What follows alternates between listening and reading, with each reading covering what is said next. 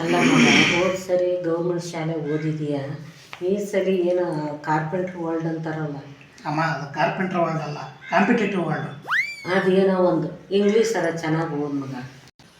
ಅದೇನೋ ಪರೋಟ ಶಾಲೆ ಅಂತಾರಲ್ಲ ಮಗ, ಅಲ್ಲಿಗೆ ಸೇರ್ಕೇಣಂತೆ. ಬಾ ಮಗ ಹೋಗೋಣ. ಅಮ್ಮ ಅದು ಪರೋಟ ಸ್ಕೂಲ್ ಅಲ್ಲ, ಪ್ರೈವೇಟ್ ಸ್ಕೂಲ್. ಏನೋ ಒಂದು ಬಾ ಮಗ. ಸರಿ ಆಯ್ತು. Come in. Please take your seat. How can I help you? ಟೀಚರಮ್ಮ, my son carpenter world English ಓದಿಂಗ್ ಕಮಿಂಗ್. ವಾಟ್? ನಿಮ್ಮ ಇಂಗ್ಲೀಷ್ ಕೇಳಿ ನನಗೆ ಬರೋ ಇಂಗ್ಲೀಷ್ ಕೂಡ ಮರ್ತೋಯ್ತು. ನಿಮ್ಮ ಶಾಲೆ ಸೇರ್ಸೋಕ್ಕೆ ಎಷ್ಟು ಖರ್ಚಾಗ್ಬೋದು ತಾಯಿ?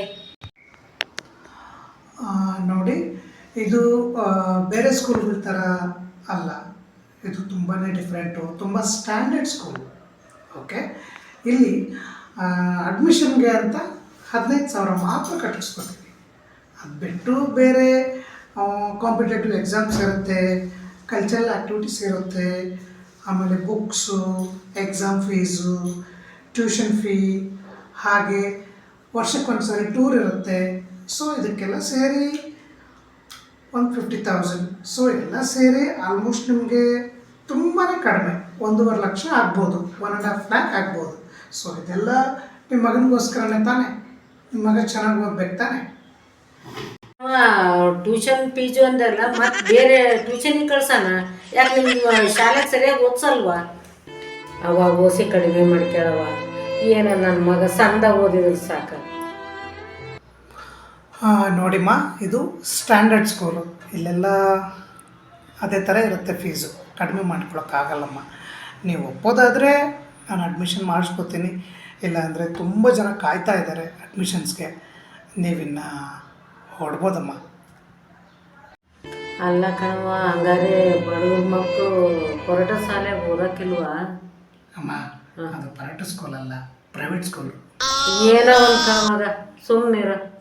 ಅಲ್ಲ ಕಣವ, ಇಷ್ಟು ಸಂದಾಗ ಇಂಗ್ಲೀಷ್ ಮಾತಾಡೋದು ಕಲ್ತೀಯಲ್ಲ, ನೀನು ಯಾವ ಶಾಲೆ ಓದಿದ್ದು?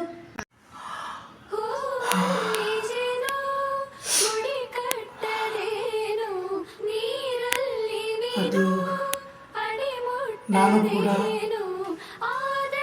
ಗೌರ್ಮೆಂಟ್ ಶಾಲೆಯಲ್ಲೇ ಓದಿದ್ದು. ಈ ಬೆಳವಣಿಗೆಗೆ ನಾನು ಇಲ್ಲಿ ತನಕ ಬಂದಿರೋದು ಆ ಗೌರ್ಮೆಂಟ್ ಶಾಲೆನೇ ಕಾರಣ.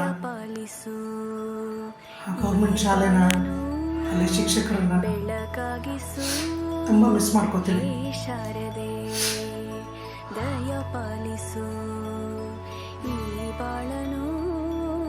ಬೆಳಕಾಗಿಸು.